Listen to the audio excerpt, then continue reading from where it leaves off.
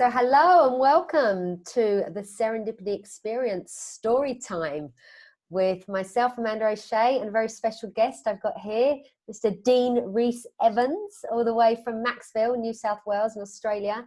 Dean, welcome. It's so lovely to be having this conversation with you. Thank you, Amanda. Likewise. Yeah, lovely. We've had some very rich conversations very recently, and yeah, I've really enjoyed those. This little topic that we chose for today is talking about the differences of being alone and being lonely. And I loved what I just heard from you about. I'd named this story time, and you mentioned about Sydney Banks used to talk about stories. Can you share with us, Dean? Because I know that you knew Sydney well, didn't you? Or you Yeah, I knew him pretty well, and but I heard this story that in the real early days, long before I was around, that he used to call this storytelling therapy. And of course, in the end, they stopped using the word therapy because it isn't really a therapy either. But that was just the way he spoke about it. And I think that's the way that the three principles is most easily accessible, is through stories. You know, we can hear the truth through stories, whereas when we're just hearing facts, well, we could be hearing about anything. So I think the story is always, whoever gets bored of story time, really. Yeah, It doesn't matter what age we are. I love that. I love reading stories, and I love. I'm from an Irish background, so we're great storytellers. Of course, all the details. Dean, especially now, like obviously, we're recording this in September 2020, and I think that subject of loneliness is quite, it really speaks to me with what's been going on with the recent sort of activities and pandemics and lockdowns, and what do you feel about this, sort of the difference between being alone and being lonely? Well, I think that the interesting thing about that is that essentially to be alone is just to state a fact that you're actually on your own. All right, that's just stating a fact. But to be lonely is really to describe an experience that we're having. So really there's a universe of difference between being just alone and actually having the experience of being lonely. Now, obviously you can feel lonely when you're alone, but it doesn't necessarily equate that you will feel lonely because you're alone, because a lot of the time we can just be, in our own peace. And that's a beautiful place to be. It's not, there's no sense of loneliness there at all. Mm. And I think one of the other really interesting things, I absolutely love words. I've always been a great lover of words. I love poetry. I love stories too. I think most of my family are on the Welsh side, but I think there's some Irish there as well when we go further back. And yeah, I've always been a great lover of stories, and it's fascinating to note that the word alone is actually a compound word made up of at one with all, which is fascinating when you look at it. So that's what it really means, is to be at one with all, to be alone. Now, that's not to say that every time we're alone, we're going to be having this experience of pure consciousness and absolute bliss. But we might, it doesn't mean to say we won't. But it points towards something deeper in all of us, I think, that, the fact that we are connected to everything and everyone, I often say to my daughters, look, we're even connected to the people that we don't get on with. We just have to accept that. We're still connected to them. It's just that there are some people that we're more deeply connected to, and we really enjoy that connection. We enjoy their company. We love it when they're around or when we're talking to them, and we miss them when they're not there.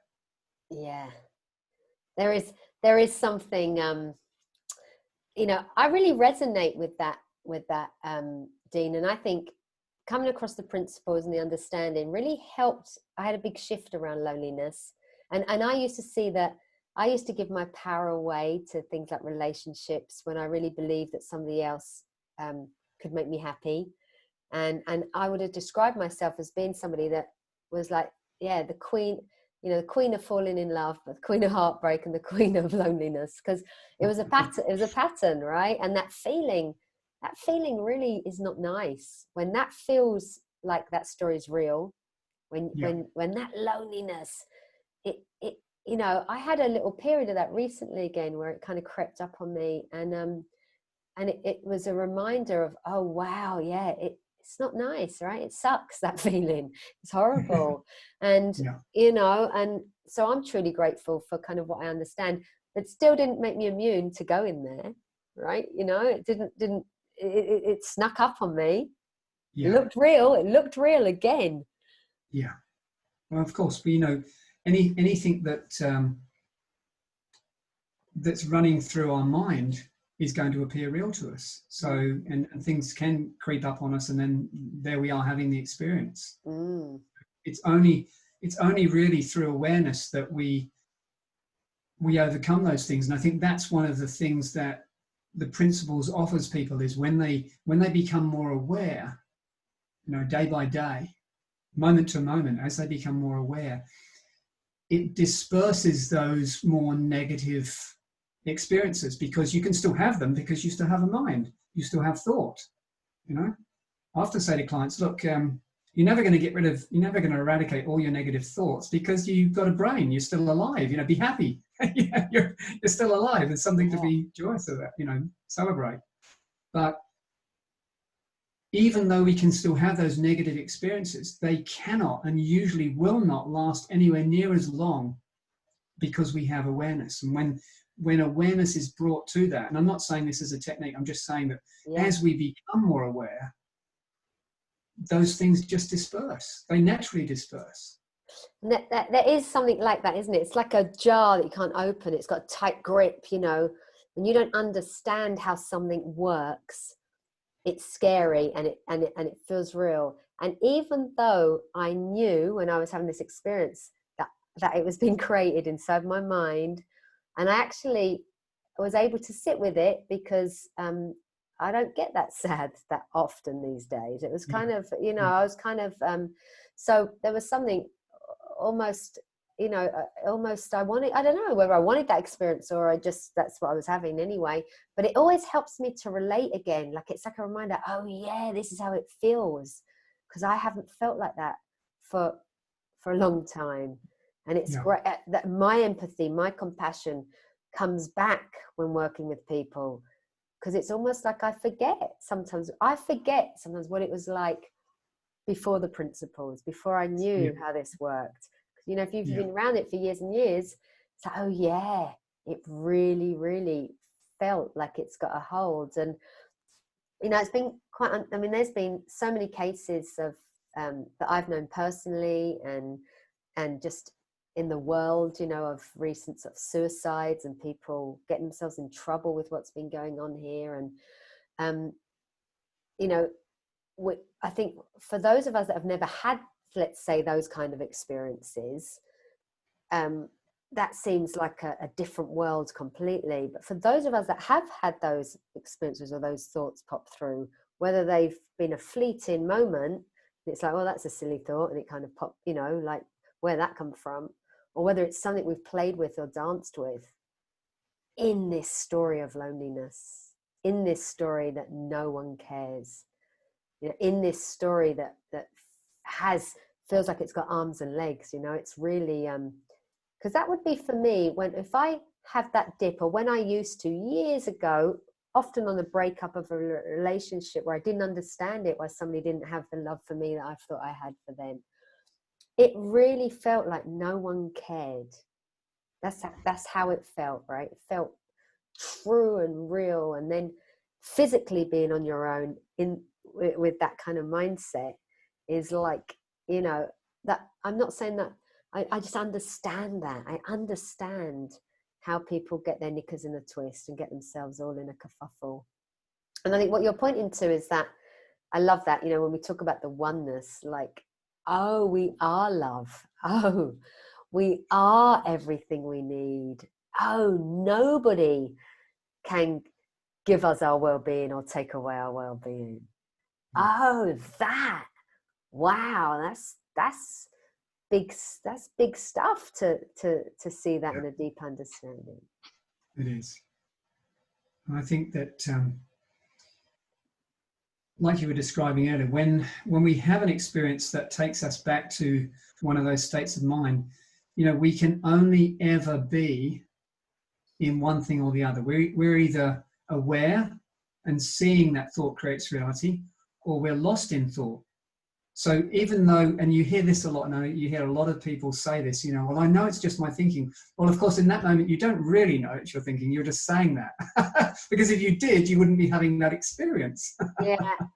And I think there is something there that I've seen, you know, I keep seeing clearer is, oh, thoughts trying to be helpful, right? So like you say, whatever road I'm on, whether I'm on track and I'm in that common sense, logic mind, you know, with the full understanding of where my experiences come from, or I'm kind of in the illusion, I'm off track, and my thinking is trying to be helpful there. It's going to back me up with all the reason why it's true that no one cares. And it really does a great job, right? You know? Yeah, absolutely. It doesn't seem to have a kind of moral comfort. I don't know. It's like it's just doing its best job.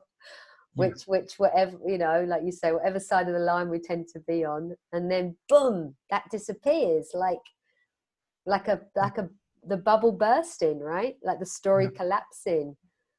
It's like, oh, I've got everything. Nobody else gives me that feeling. So no, you know, no matter what's going on in my world, that there's real hope there for me. Like that's the hopeful thing that we talk about. Hope in a positive sense, like that we all get to see this. Yeah. Well, quite often people, because I live alone, people say to me, oh, you know, and given the location, so I live 15 minutes from the nearest town, which is a pretty small country town based on a river, and, you know, 5 hours drive to the nearest major city in either direction. So 5 hours north to Brisbane and 5 hours south to Sydney. So, you know, it's pretty rural, and people say, so don't you get lonely? You know, oh God, you must get really lonely out there. And I say, well, look, I'm not really prone to loneliness, but that doesn't mean to say I don't crave company from time to time. You know, I love people, and so I do love hanging out with people, but yeah, I'm just not really prone to loneliness itself. And I guess that's just. And that's so true, isn't it? That I think like there's something about seeing the game that I fall into. So I used to have this story that I don't play the missing game, because people say, oh, do you miss your daughter? You know, she's gone back to Barcelona. Do you miss this?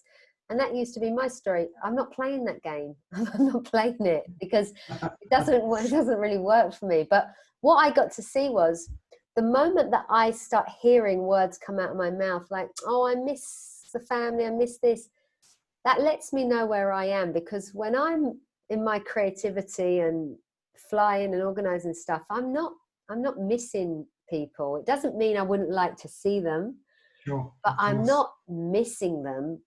And that's where I see other people's stories can go. So if I'm having a bit of a low moment, they go, oh, well, you know, Alice has left home and you're living alone and we haven't seen any family for a year. And so it looks like that. We're always trying to, I think if we're trying to find a reason to describe why we're having a low moment. Yeah. That's what we do. We look in the outside world. Well, what could it be that's causing that? And what we're saying, Dean, isn't it? We come in and say, well, nothing's causing that because nothing on the outside has the power to put a feeling in us, you know? But we're not saying it doesn't happen. We're not saying there's not a correlation between things happening. It's just not the causation, that we're not directly feeling something. We're feeling our thinking about something. And that's been so helpful for me. I mean, that's been so helpful for me. And I catch myself, if I hear those words coming out of my mouth, there's this little voice that goes, really? You want to play that game? right? Do you want to play that game? And sometimes it's like, yeah, I do. All right then, sit and watch a sad movie and cry, or do what you need to do.